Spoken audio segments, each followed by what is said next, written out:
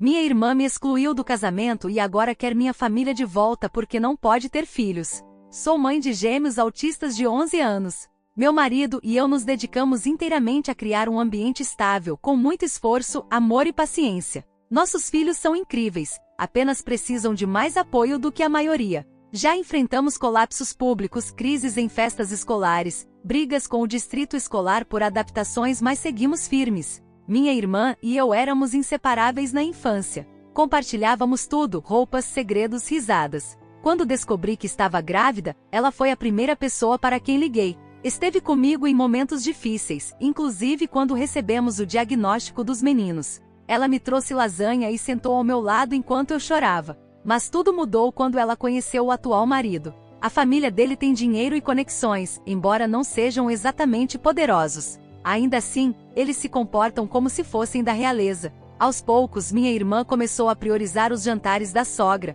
os encontros com os amigos do noivo e começou a cancelar nossos planos. Era todo fim de semana, e sempre com aquela desculpa de que a família do marido dela tinham marcado algo. Os meninos sentiram e perguntavam por que a tia não vinha mais. Eu inventava desculpas dizendo que ela estava ocupada, viajando e trabalhando muito. Detesto mentir, mas era necessário. Quando ela ficou noiva, mandei flores, cartão, me ofereci para ajudar. Ela me lançou um olhar estranho e disse que pensaria. Nunca mais mencionou o assunto. Ainda assim, comprei um vestido, imaginando que de algum modo estaríamos presentes. Esse vestido ainda está no meu armário com a etiqueta. Até que um dia no Facebook vi as fotos do casamento. Ela se casou e não nos convidou. Fiquei em choque. Não era só o fato de não termos sido convidados, era a lista de quem tinha sido. Meus pais estavam lá. Primos, ex-colegas de escola com quem ela mal falava estavam lá. Mas eu, meu marido e meus filhos fomos esquecidos. Liguei para ela na hora. Surpreendentemente ela atendeu. Quando perguntei o que tinha acontecido, ela hesitou e disse que os sogros não queriam interrupções no casamento, e que meus filhos poderiam deixar os convidados desconfortáveis, que ela tentou nos incluir, mas cedeu porque era o dia especial dela e queria evitar dramas. Fiquei sem palavras. Como se meus filhos fossem uma ameaça, não crianças com necessidades específicas. Olhei para o ímã de geladeira que ela tinha me dado anos antes escrito, Irmãs para sempre. Joguei fora ainda no meio da ligação. Liguei para meus pais esperando apoio. Em vez disso, eles a defenderam. Disseram que decisões difíceis fazem parte da vida e que talvez fosse melhor assim para meus filhos, por causa da superestimulação. Como se eles soubessem mais sobre meus filhos do que eu. A verdade é que eles sempre trataram meus filhos como diferentes, menos presentes, menos empolgação. Para o meu sobrinho, deram uma bateria. Para os meus, brinquedos educativos. Diziam que talvez eles não gostassem de zoológicos. Nunca perguntaram, só assumiram.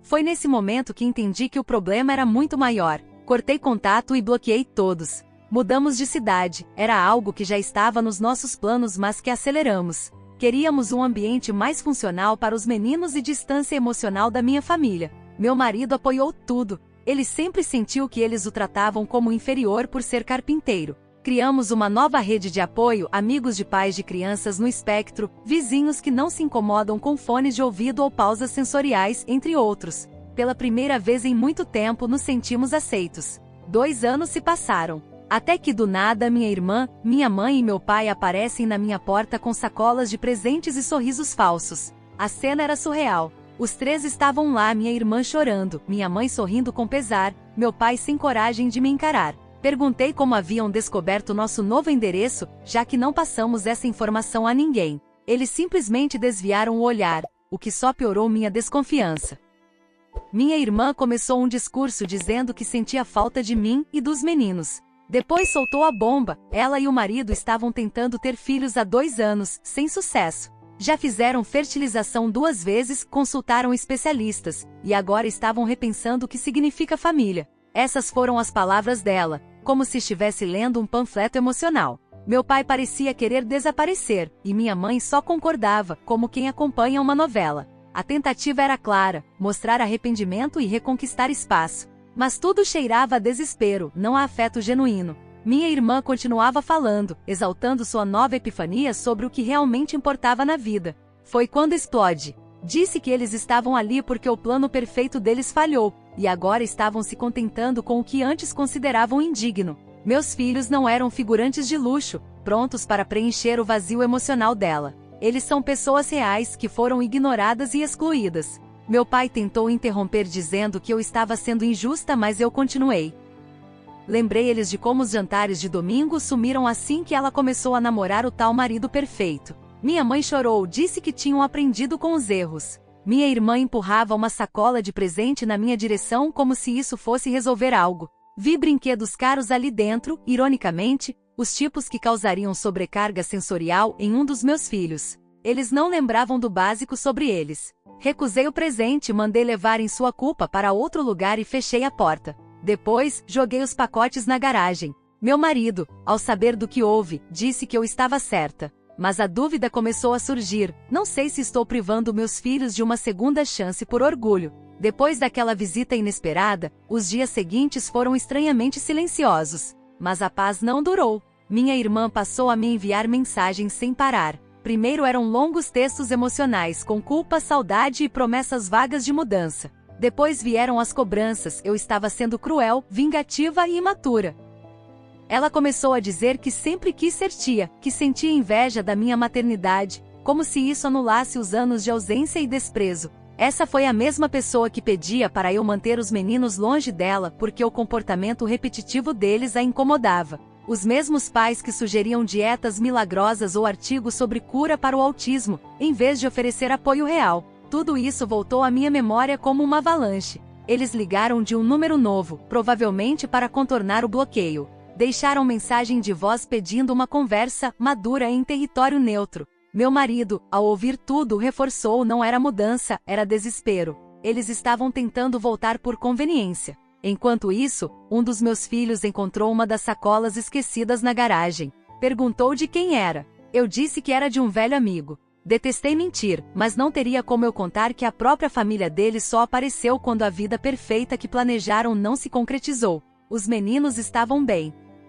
Eles têm amigos, rotina e apoio. O pensamento de que esses laços frágeis com os avós e a tia poderiam voltar para ferir eles me deixava em alerta. Eles não precisam de mais rejeição. Na tentativa de recuperar algum controle, meu marido sugeriu uma viagem em família, algo só nosso. Um lugar tranquilo, perto do lago. Era o que precisávamos. No mesmo dia, uma amiga da minha mãe me mandou uma solicitação de amizade no Facebook. Claramente, estavam tentando outras vias para nos vigiar. Recusei. Se algum dia houver reconciliação, terá que vir com respeito real, não com presentes caros ou discursos prontos. Até lá, nossa família está bem como está, pequena, unida e protegida. Eu tinha pensado que depois daquele silêncio forçado as coisas acabariam ali, mas tinha me enganado. Uma amiga próxima, neutra nessa história, me mandou prints das redes sociais da minha irmã. Lá estava ela se fazendo de vítima. Ela disse que tentou se reconectar com sua família, mas foi rejeitada por alguém que se recusa a aceitar amor.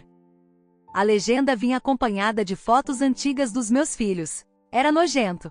Ela estava usando meus filhos, seus diagnósticos, e até fotos sem permissão para se promover como a tia injustiçada. Pensei seriamente em processar ela. Meus filhos não são moeda emocional nem pano de fundo para o roteiro de redenção de ninguém. A cereja do bolo veio quando a escola me ligou. Meus pais apareceram lá, tentando fazer uma surpresa no horário do almoço. Disseram ser os avós. Ainda bem que a escola segue protocolos rígidos. Eles foram barrados e me avisaram imediatamente. Liguei furiosa. Meu pai tentou justificar dizendo que não era grande coisa. Minha mãe chorava, dizendo que estavam desesperados. Eu disse o que era grande coisa, respeitar meus limites, coisa que nunca fizeram. A conversa terminou ali. Na noite seguinte, o marido da minha irmã apareceu sozinho na minha porta. Eu não abri. Ele empurrou um envelope por debaixo.